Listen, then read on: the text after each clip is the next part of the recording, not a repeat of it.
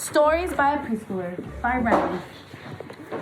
My mommy was tickling me.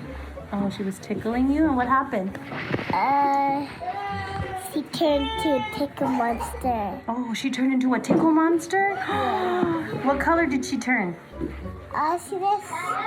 turned her hair. She turned her hair. And That's a good story. I like that. And then what? My hair. That's it. And that's it? Stories by a preschooler. Go ahead, Seiko. What's your story? Somebody put me in my back, and I just went, and nobody was there, and I was touching, so I went down, and I was sort of fine. Oh, wow. Okay. Stories by a preschooler.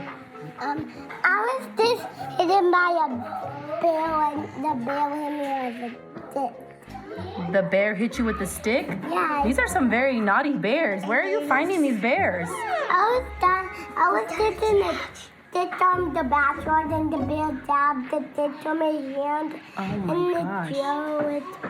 it poked me in the back. Oh my goodness, that bear needs a timeout.